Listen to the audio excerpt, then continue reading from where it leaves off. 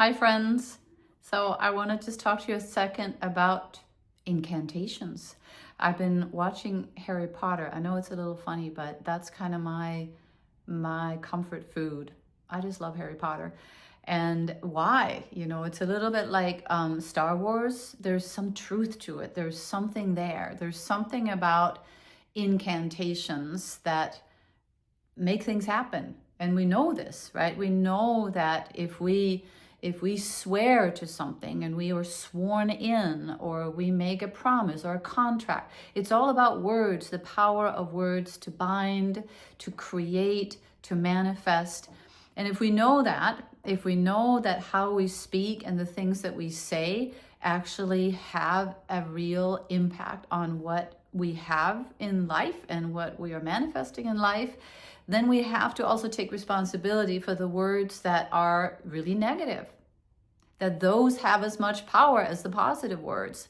And they might be rolling through us in a more unconscious way so that we're not even catching them. So we might, in a very conscious way, state that we want something, or we're trying to create something, and we might use that as a way to affirm. But then if underneath that, in a more subconscious way, we have these negative affirmations and words rolling through us, then we might be undoing our own creations before they even start. And if you listen to men in power, unfortunately it's mostly men in power, but anybody in power, they often will speak something into being, like the field bends to the strongest will. And if you keep speaking that into being, it's almost like you end up manipulating reality. But how can you take the best wishes, the strongest, most powerful vision for what you really do want to create in your own life and then in the world as a whole, and just speak that into being, instead of getting lost in speaking all the negative things that you see that you don't want?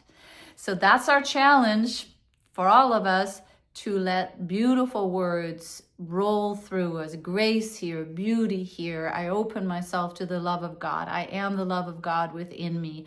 Love within me is guiding me. Love within me is guiding things toward me and from me and away from me in just the right flow of life.